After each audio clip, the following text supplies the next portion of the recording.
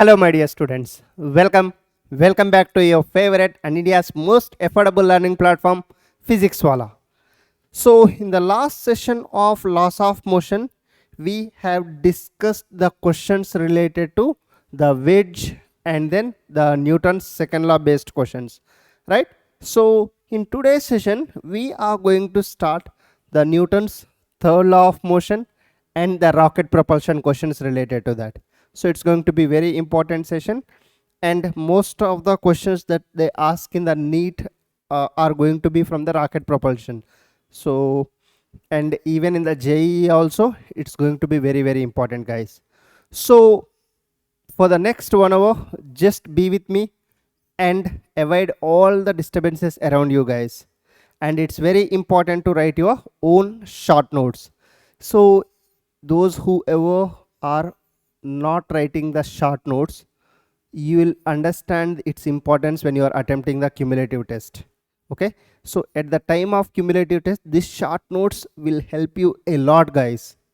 Okay, so you are in the starting stage and you have time to prepare for your competitive examination, whether it's JEE or NEET or BITSAT, whatever it is, or any other state examination, whatever it is. So you have enough time. So plan the things properly. Okay, so if you plan from now itself, so you can easily get the score that whatever you are aiming for, and you can easily get the college that whatever you are aiming for. Okay, chalo. So let's start the lecture number 6 of laws of motion. So in the laws of motion lecture number 6, we are going to discuss the Newton's third law of motion and the conservation of linear momentum. So here only we deal with the basics of the conservation of linear momentum. So in the collision chapter, we'll deal in detail. Okay, chal. And then the rocket propulsion questions, which are important and very easy topic as well. Right, chal.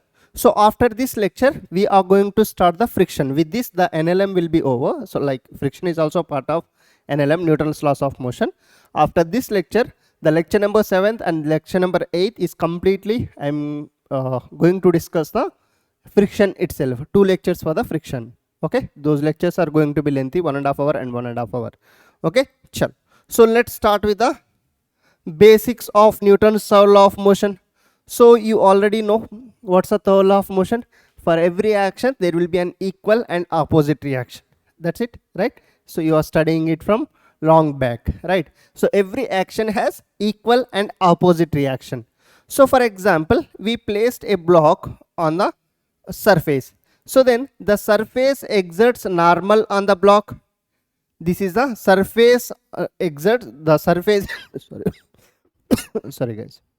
This is the surface which exerts normal on the block. So block by the surface, normal on the block by the surface, and at the same time, so this block also will exert normal on the surface. Yes or no? So this is a normal of surface due to the block, normal on the surface due to the block. So this normal, these two normals will be equal and opposite. Simply, in simple words, I can say that this surface is exerting force on the block and block is also exerting force on the surface. That's it. So those two forces are equal and opposite. So here I can say, so the NBS is equals to minus NSB. They are equal and opposite. That's it. They are equal and opposite. So clear? So generally we don't consider this force because it's going to be negligible, which is acting on the surface, the normal on the surface due to the block. So because it's going to be very negligible most of the cases, right? Chalo. So next, one more thing here, you should understand that this normal forces, these two forces, action and reaction pair, they act on the different bodies, not on the same body. See here, the first normal, it is acting on the block due to the surface, and the second normal, it is acting on the surface due to the block. So that means the action and reaction pair, so they act on different bodies. Very important point. So the action reaction pair, the action and reaction pair, acts on different bodies. They acts on different bodies, not on the same body. Clear? So this is just the basics of the Newton's third law of motion. So let's do some applications, let's some questions, so that we can understand very easily. See here, so the first question, what it says. So try to solve the question on your own, guys. The simple question. Man A of mass 60 kg, here is the man A whose mass is 60 kg, and then pushes the other man B of mass 75 kg. So this person is of mass 75 kg. So due to which man B starts moving with acceleration 3 meter per second square. So see here, the direction is also given. The man B starts moving 3 meter per second square, acceleration to the right. Okay. So then calculate the acceleration of man A. See here, the simple logic. So whatever the force that man A applies on B, so the same force the man B applies on the man A. So I can say that the force on A due to man B is equals to the force on B due to man A. So I can say this magnitude. Let's take the magnitude. Yes or no? The direction will be different because man B exerts force on man A in this direction, and man A exerts force on man B in this direction, right side direction. So the magnitude is same but opposite direction. That's it. Okay, that's why I have taken their magnitudes to be equal. So what is the force on A due to B? Force on A due to B. So force means mass into acceleration. So let the mass be mass of the person, not let, it's already given.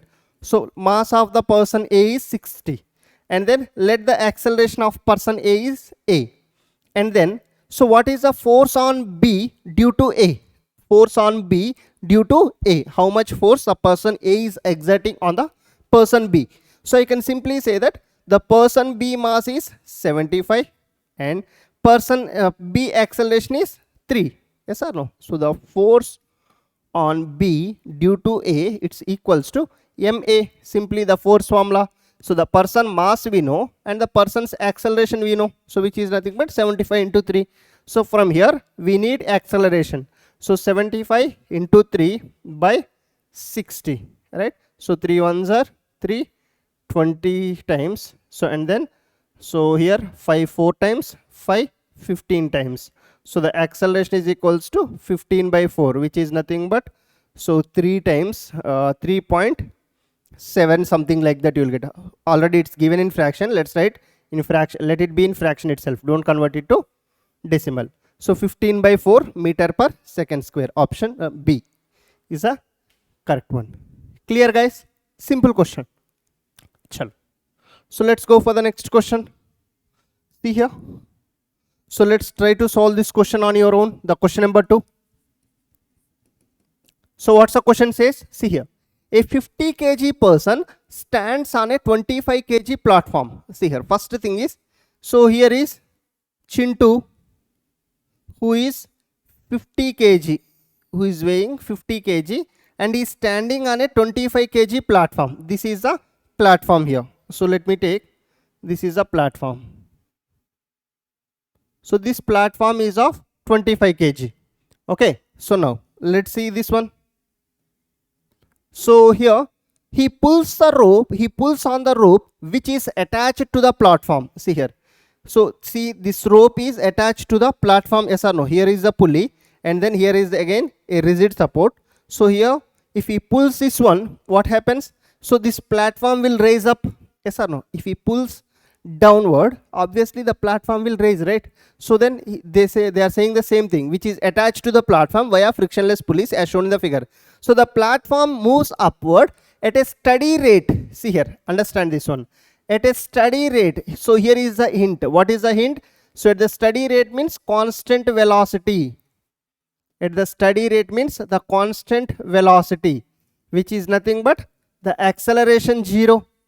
So if the force with which the person pulls up the rope, so how much force the person should pull it up so that the platform moves at the steady rate, at constant velocity, the platform will move. So that means the platform has no acceleration. So the platform moves up with constant velocity. Understand the questions by statement. See here.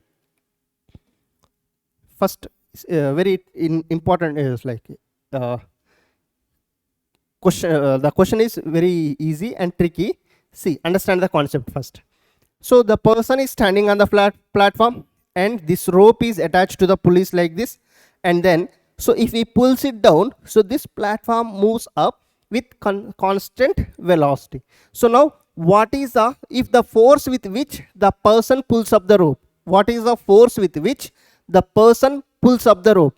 So the person pulls up the rope means how much tension he is creating in the rope. That's what they are asking.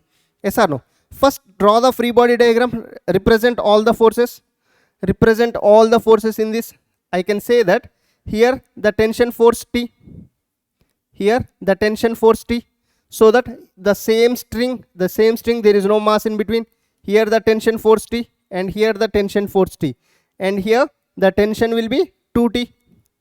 And then here the tension will be 2T. Yes or no? So down and up. So the tension will be 2T and 2T. So now I am considering two main things. So one is a platform and the other one is a man. Understand the question carefully, guys. So one is a platform, the other one is a man. So draw the free body diagram of the platform first. So this is a platform. This is a platform. So for the platform, I can say the 2T force is acting up on the platform. 2T force is acting up, and then on the platform it's the weight. So the platform weight is 25 kg. So that its weight 25 g will act down. 2T is acting up on the platform, and then 25 g is acting down. And then consider the man. So the person, see here. So the person, I can say that. So here the tension is acting upward. The tension is acting upward, and the person weight. What is the person weight? 50 kg. So that 50 g will act downward. Are there any other forces? Just understand what are all the other forces that are acting. Try to give what are the other forces that are acting. There is one more force. The person is standing on the platform, right? So there is a contact force. So therefore, if the platform exerts normal on the person, so the person also exerts normal on the platform. Yes or no? So that's why on the platform the normal will be exerted downwards, and on the person the normal will be exerted upwards. That's it. Yes or no? So on the platform, see here, the person exerts normal on the platform, and platform will exert same normal on the person. That's it. These are all the forces that are acting, and I am drawing the free body diagram.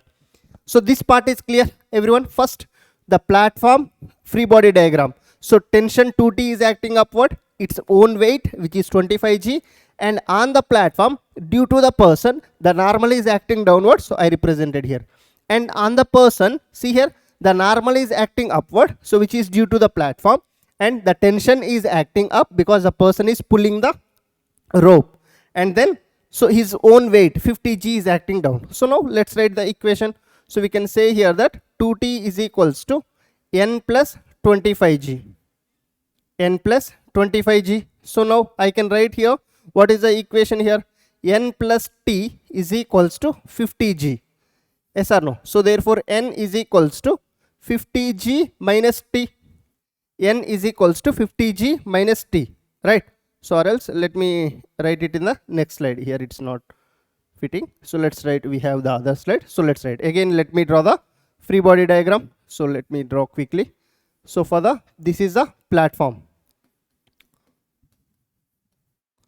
So on the platform, so we have the 2T force upward and 25 g downward, and then the normal is acting downward on the platform, right? And for the man,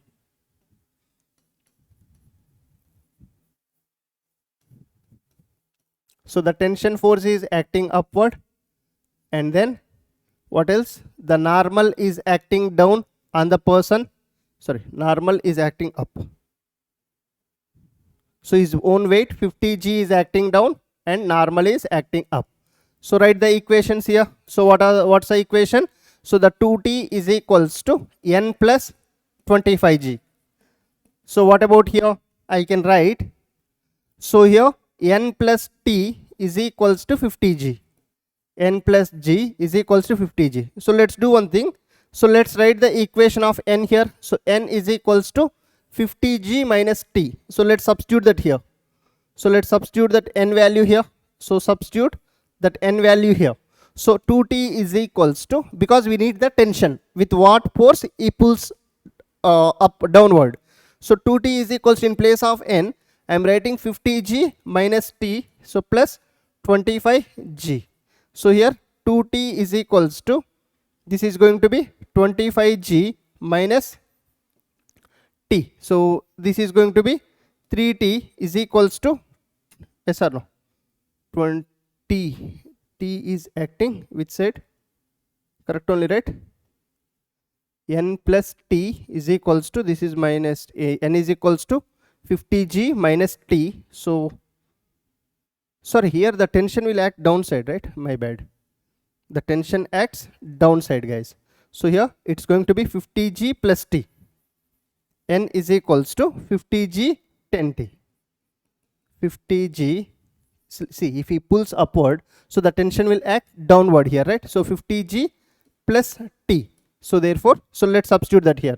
So this is plus, if it comes this side, so the t is equals to, this is plus. So t is equals to 25g, which is nothing but 250 newtons. So the tension is equals to 250 newtons. So the option B is a correct one. So with what, see, the simple thing is, so here tension acts upward. With what force he should pull it down? The force with which he pulls it down is the tension force, right? So he pulls it down with the same tension force so that the platform will move up. The tension actually acts upward, but the force which is equals to the tension, if he pulls it downward, so then the platform raises upward. So that's why I'm taking the tension downward here, or else you can simply put the force F, your wish. Okay, so chal, clear? So the correct answer is 250 newtons, right? So here the tension, what you do is tension upward and the force F. So here T is equals to F, you can write. So whatever the force that he pulls downward, that will be equals to the tension. Done? Clear, guys? Chalo. So let's take the next question. So now the conservation of linear momentum. So see, according to the Newton's second law, from the Newton's second law, we know that the force acting on the body is equals to, so dp by dt, the force acting is equals to dp by dt. So if there is no external force acting on the body, if F external is equals to 0, if there is no external force acting on the body, so then 0 is equals to dp by dt. So from here the dp will be equals to 0. So if F net acting on the body is 0, so I can say that if the net external force acting on the body is 0, if F net acting on the body is 0, so then we can say that the momentum will be 0, the change in momentum will be 0. The change in momentum will be 0. So if it is over a period of time, so we can say that the delta P is equals to 0, dP is equals to 0, or we can write the delta P is equals to 0. Right? So what does it mean by delta P is equals to 0? Delta P is equals to 0 means, so the P final minus P initial is equals to 0. Change in momentum is nothing but final momentum minus initial momentum. So which is Pf minus Pi is equals to 0. So which is nothing but, so I can write here the initial momentum is equals to the final momentum. So this is called the conservation of momentum. This is called the conservation of linear momentum. Just understand the basics here. We'll do the questions related to this in collision chapter in detail. We'll discuss in 2D, we'll discuss in 3D, we'll discuss all the questions related to that. Okay, chalo. So the conservation of linear momentum is nothing but the momentum will be conserved, which means the initial momentum will be equals to the final momentum if there is no net external force is acting on the body. If there is no net external force is acting on the body. That's understanding. Clear? So now, so you know that in the grade 9th you studied the recoil of gun, right? In the grade 9th level itself, you know that the recoil of gun, which is an example for the conservation of linear momentum. You derived there the equation m1u1 plus m2u2 is equals to m1v1 plus m2v2. You know that, right? The same thing we are going to apply here. So or else you can write here. So for example, the m1u1 plus m2u2 is equals to m1v1 plus m2v2. This is the conservation of linear momentum, right? So here consider before firing, let's suppose, so the mass of the gun be mg. Let the mass of the gun be mg, and so the bullet has, the bullet mass is mb. So mg is the mass of the gun. Let me write this way. This is the mass of the gun, and then so mb is the mass of the bullet, and then let ub is the initial velocity of bullet, initial velocity of bullet, and then ug is the initial velocity of gun, and let vb is the final velocity of bullet, and then so the vg is the final velocity of gun. Clear? Chalo. So if this is the case, actually the according to the conservation of, there is no net force acting on the gun, right? So if the net force acting on the gun is equals to 0, then external, we are talking about this net force which is external. If there is no net external force acting on the gun, so then we can say that, so the momentum should be conserved. What is the momentum? So the mass of the bullet into initial and the initial of the gun, right? So which is equals to, so mass of the bullet into vb plus mass of the gun into the final velocity of the gun. So this should be satisfied actually. But before firing, we know that before firing, so the bullet will be in the rest. The initial velocity of the bullet is 0, and then so the gun also will be in the rest. So the initial velocity of the gun is also 0. So that's why these two terms will become 0. So I can say, so initial velocity of the bullet is 0 before firing, and then initial velocity of the gun is also 0. So these two terms will be 0. So that's why we can write here that the mass of the bullet into velocity of the bullet plus mass of the gun into velocity of the gun should be equals to 0. This is equals to 0. So now from here I can write mass of the bullet into the velocity of the bullet is equals to mass of the gun into the final velocity of the gun. So this is a conservation of linear momentum. And after firing, so with whatever the velocity that the bullet moves, so this is a velocity of bullet after firing, right?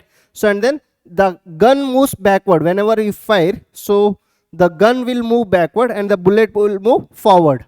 That's why the soldiers, when they are firing, they take the support of the shoulder, right? So now see here, so this is the velocity of the gun which will be left side. So this velocity of the bullet, so they also call it as the muzzle velocity. So in the question they directly ask what is the muzzle velocity. So muzzle velocity means the velocity with which the bullet moves after firing. And then recoil velocity. So the recoil velocity is nothing but the velocity of the gun. So the velocity of the gun is called the recoil velocity. The velocity of the gun is called the recoil velocity. So this is a concept of conservation of linear momentum. Just we applied it to the gun, which is one-dimensional motion. In the collision, we will see it in two-dimensional motion as well. Clear, guys? Understood this part? Chalo. So let's take one simple question. Try to do this question on your own. Very basic question. A grade 9th student can solve easily. A man fires a bullet of mass 200 grams. So this is a bullet which is of mass of the bullet is given, so which is 200 gram. And then so at a speed of, the bullet is moving with a speed, so the velocity of the bullet after firing is 5 meter per second. So then the gun is of 1 kg mass. So this here is a gun. Let's suppose this is a gun. So here is a gun. So consider this is a bullet. So the gun, velocity of the gun, how much we have to find, and then the mass of the gun is given 1 kg. Okay, so convert this to kg. So this is going to be 200 by 1000 kg, right? So with what velocity the gun rebounds backward? So with what velocity the gun rebounds backward, because the bullet moves right side and the gun rebounds back side. So we know that mass of the bullet into velocity of the bullet is equals to mass of the gun into velocity of the gun. So here what we have to find? So the Vg we have to find. So here minus Vb into Mb into Vb by, so the mass of the gun. So the simple logic. So here we have, or else you can just substitute the values here. So what is the mass of the gun? 1 kg. So what is the velocity of the bullet? So 5, which is equals to, so minus mass of the gun. What is the mass of the mass of the bullet is 200 by 1000. So what is the mass of the gun? 1 kg into what is the velocity of the gun? Velocity of the gun we have to find. So from here these two zeros cancel. So this is 2 cancel. So the velocity of the gun is minus 1 meter per second.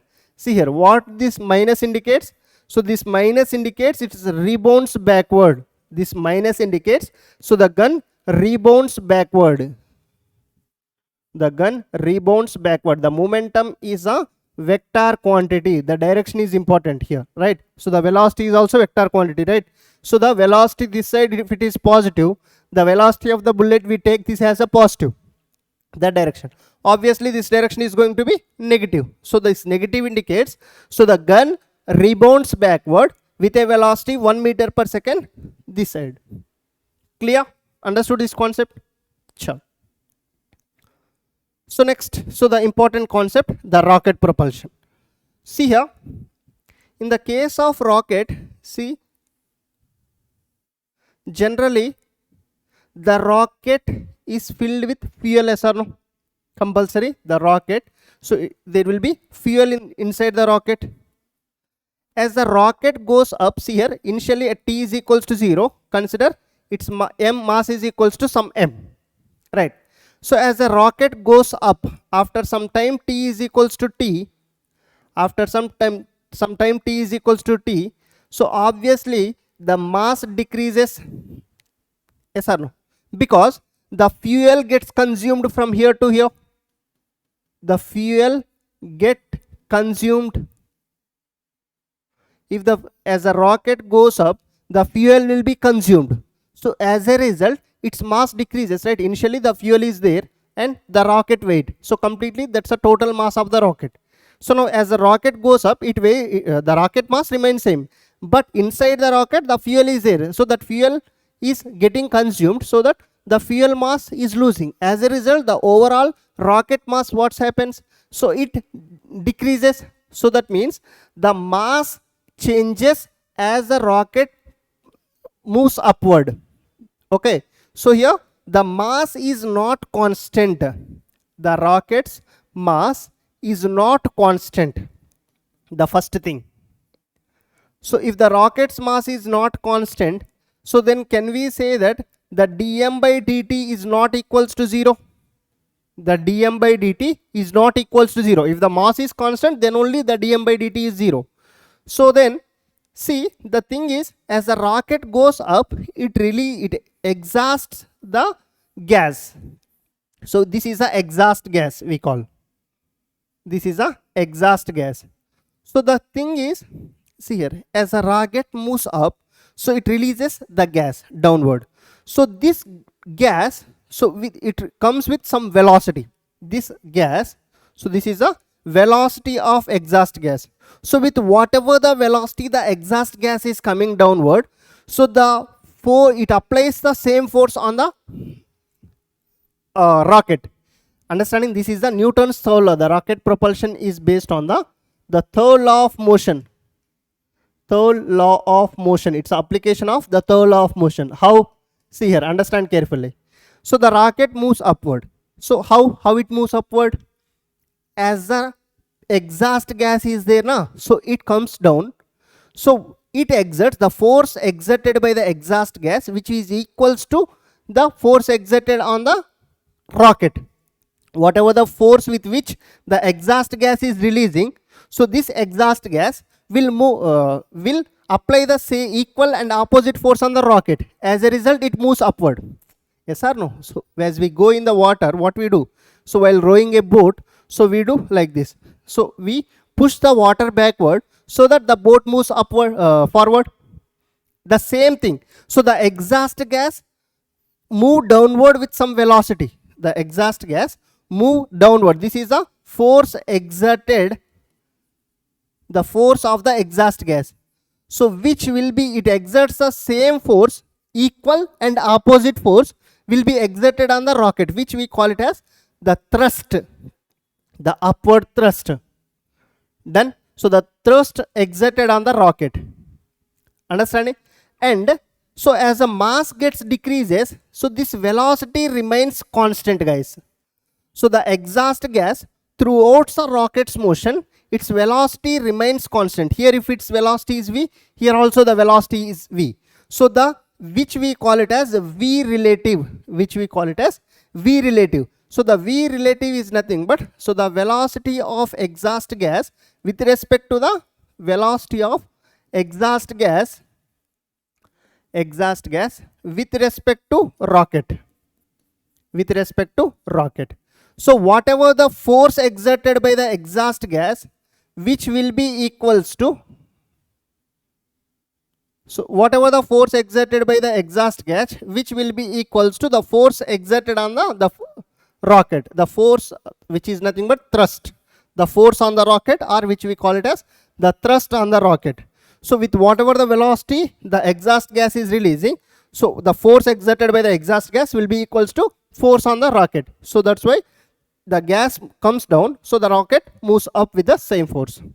Understood how the Newton's law is applied here, Newton's third law? So this part is clear. So now let's go for the calculations. We know that the force exerted on the rocket, which is equals to the dp by dt, let's write dp by dt. So which is equals to, in place of momentum, shall we write mass into velocity by dt.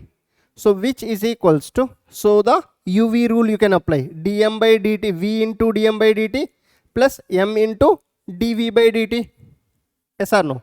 So here the mass is not constant, right? So this dm by dt is not equals to 0, but the velocity is going to be constant. So that's why the dv by dt is going to be 0. So the exhaust gas will release with constant velocity. The exhaust gas will release with constant velocity throughout its motion. So that's why, so we can say the dv by dt is going to be 0. The dv, if the velocity is constant, the differentiation of the velocity is obviously 0, right? So the same thing I am writing here. So the v into dm by dt. So this is a force exerted by the exhaust gas. Let's write the force exerted by the exhaust gas. Okay, so you can say the force exerted on the rocket also, but let's go by the step by step. So here this is the force exerted by the exhaust gas, so which we can also write it as, so the force exerted by the exhaust gas, which is equals to, this we call it as v relative. So the relative velocity of the exhaust gas with respect to the rocket, so into dm by dt. So into dm by dt. So this is the actual formula, and we know that So the D force exerted by the exhaust gas is equals to force on the rocket, which is nothing but the thrust on the rocket. The thrust on the rocket. So therefore we can write the force exerted by the exhaust gas, which is equals to the force or thrust on the rocket, which is equals to the V relative into dm by dt. So what is this? V relative into dm by dt. So here the V relative is nothing but, so I am writing here. So the V relative is the velocity of exhaust gas with respect to the rocket. Velocity of exhaust gas with respect to velocity of exhaust gas. Exhaust gas with respect to rocket. And then, so one more. So what's that? dm by dt. So it's a rate of consumption of fuel. So per time, how much mass is getting consumed? So that is nothing but the rate of consumption of fuel. Rate of consumption of fuel. The rate of consumption of fuel. This one. Done. This part is clear, guys. Everyone. Chal. So and so see here. Let's suppose, and one more type of questions that can be asked based on the rocket propulsion questions are, this is a rocket which is of mass m. Let's suppose this is a rocket is of mass m. So now the rocket accelerates upward. We know that the rocket accelerates upward. So and then the force acting on the rocket is F. The force acting on the rocket is F. So and then its weight acting downward is going to be mg. This is a free body diagram of the rocket. So what is this one? The FBD of rocket. The free body diagram of the rocket. So now let's apply the Newton's second law here. Let's apply the Newton's second law. So what we can say, the acceleration is upward. So that's why the net force is going to be upward. What is the force? F minus mg is the net force.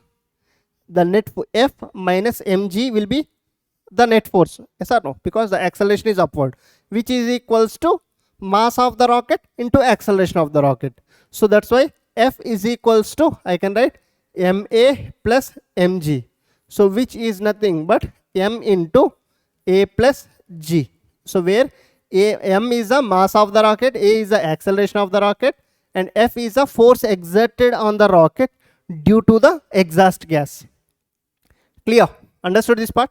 So for the rocket propulsion questions, the mass is not going to be constant, the first thing, but the velocity of the exhaust gas is going to be constant. That's why dv by dt term will become 0.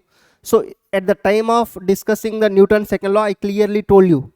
So the Newton's second law is not always F is equals to ma. It's the actual formula is this one, v into dm by dt plus m into dv by dt. So but most of the cases, 95% of the cases, the mass of the body remains constant. That's why we take F is equals to ma. But in the rocket propulsion cases, the mass is not going to be constant, but the velocity of the exhaust gas is going to be constant. That's why this term will become this 0 and this term exists, which is nothing but the force is equals to v into dm by dt. Done? Clear this part? So this formula you have to remember, and then so this one the same thing, that is, and then this one. So based on these only they'll ask the questions of rocket propulsion. Done? So let's see the questions now. So one by one. So the same points I am writing here. So what is the thrust force on rocket? The thrust force on the rocket, which is equals to the force of exhaust gas, which is equals to, I can write v relative into dm by dt. V relative into dm by dt. So the same thing. These are the points to remember. The first one. And so the equation of motion of the rocket. So this is the mass of the rocket. Let's suppose the rocket is accelerating upward and the force acting on the rocket due to the exhaust gas is F and its weight mg downward. So then we can write F my net force, F minus mg is the net force. The same thing we wrote here, right? F minus mg is equals to ma. So F minus mg is equals to ma, or else you can write F is equals to ma plus mg. You can take m common. So m into a plus g also you can write. Clear this part, guys? Chalo. So let's take the question. So the question number 4. So what's the question says here? In a rocket, fuel burns at the rate of 1 kg per second. So what they gave? So the dm by dt is given 1 kg per second. The dm by dt is given, first thing. So this fuel is ejected from the rocket with a velocity 60 km per second. So and then this exerts a force on the rocket equals to, consider this is a rocket. See here what they are saying. So the mass dm by dt is 1 kg per second. This fuel is ejected from the rocket with velocity. See here, with constant velocity this fuel is ejected out. See here, this is ejected out at how much speed? 60 km per second. So this is a v relative given. This is a v relative given. So we know that what is the force exert they are asking. Force exerts on the rocket. So the force exerted on the rocket, which is equals to the v relative into dm by dt. We already know this. So what is v relative? 60 km per second. So convert it to meter per second. So that 60 into, it's going to be 10 to the power 3. So what is dm by dt? Into 1. So this is going to be 60 into 10 to the power 3. So it's 60 beside write 3 zeros. So that's why 60,000 newtons is the force. Direct formula based question. Clear? Done, guys? Chalo, next. So the question number 5. See the question number 5. What's the question says? If a force on the rocket having exhaust velocity means the force, v relative, my bad, this is v relative. So the v relative is given as 300 meter per second. So the exhaust velocity, draw the diagram. Whenever the question is given like this, draw the diagram. So this velocity is given. Exhaust velocity means the exhaust gas velocity, which is 300 meter per second. So fine. Next. So in is 210 newtons. The force on the rocket. So on the rocket force acts in this way. This force is given as 210 newtons. So then the rate of consumption of the fuel. They are asking what is dm by dt. Again direct question. You can solve it easily. So what's the question says here? So directly write the formula. The force on the rocket or the thrust on the rocket, the thrust force on the rocket, which is equals to the v relative into dm by dt. So here they already gave what is the force on the rocket. The force on the rocket is 210 newtons, right? And then the relative velocity of the exhaust gas is given 300, and then they are asking what is dm by dt, right? So from here the dm by dt is equals to, so we can write 210 by 300. 210 by 300. So 0 0 cancel. So 3 7s are, so 3 10s are. So dm by dt is 7 by 10. So here it is given in decimal. So let's write 0.7 kg per second. So it's going to be 0.7 kg per second, which is option B. Clear? Understood, guys? Chal. Next. Let's go for the next question. See, what's the question says here?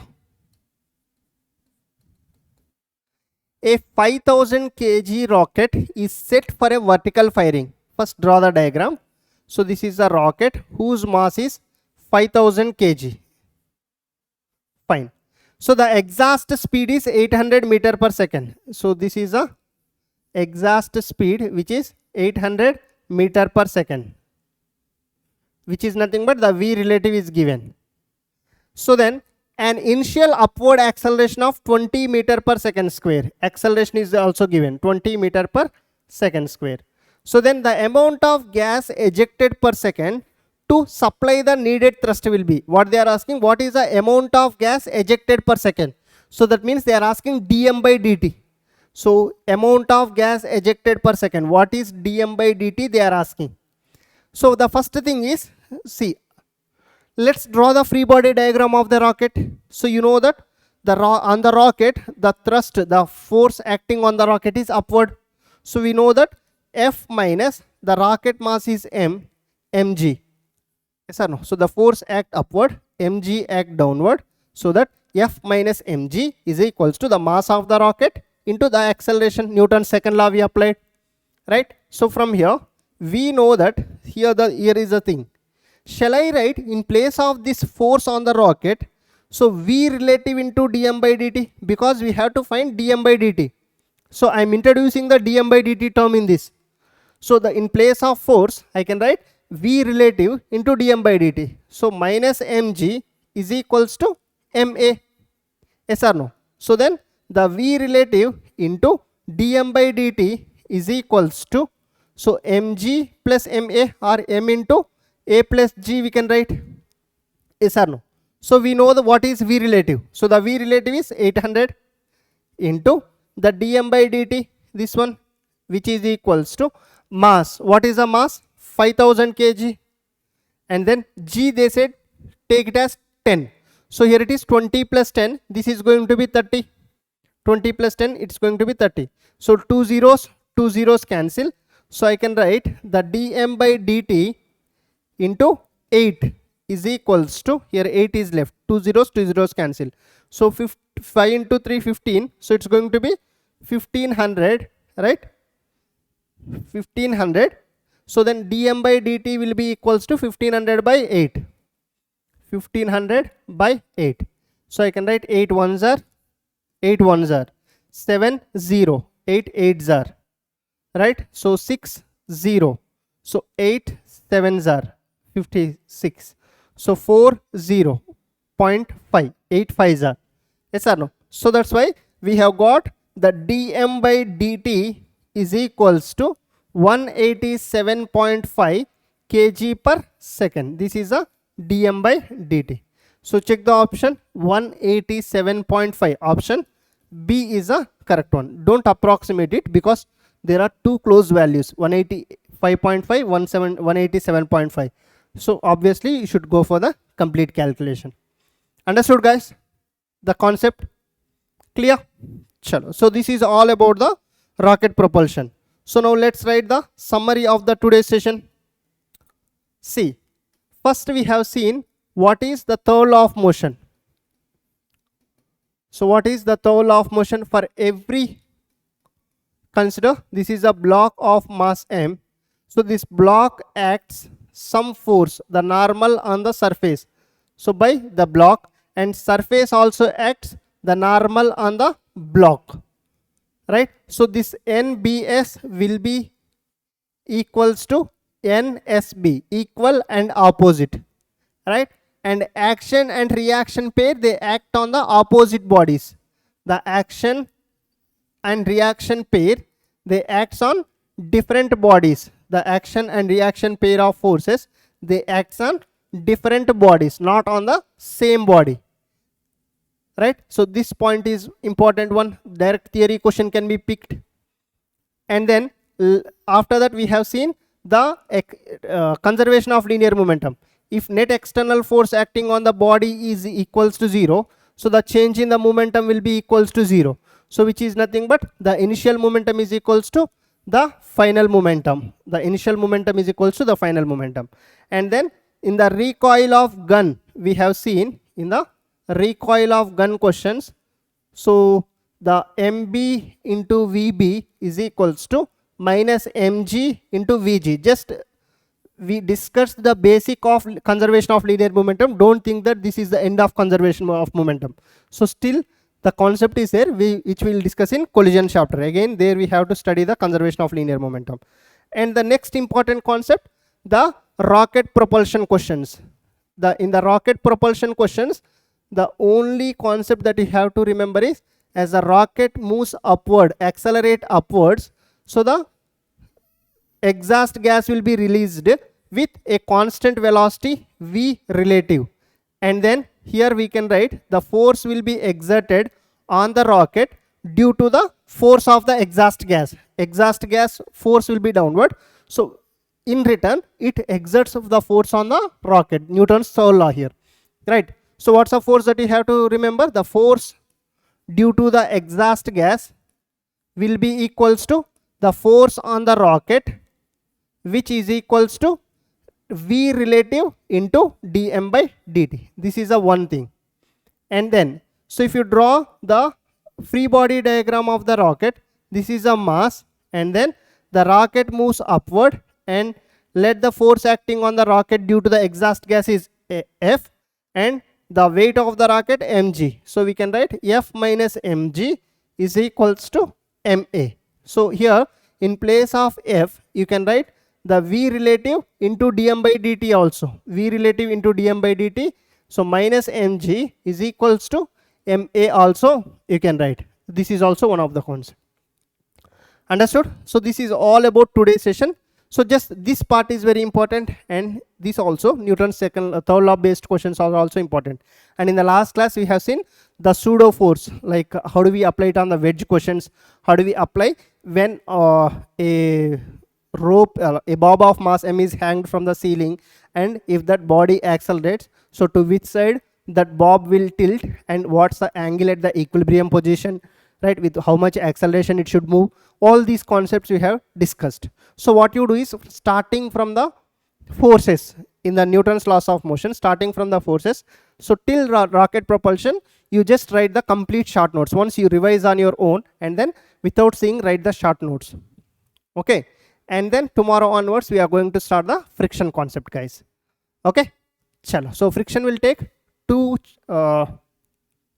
lectures. So each going to be 1.5 hour and 1.5 hour. So total 3 hours lectures for friction. So then we'll start the next chapter. So we'll meet in tomorrow's session, guys. Till then, keep studying. All the very best. Bye.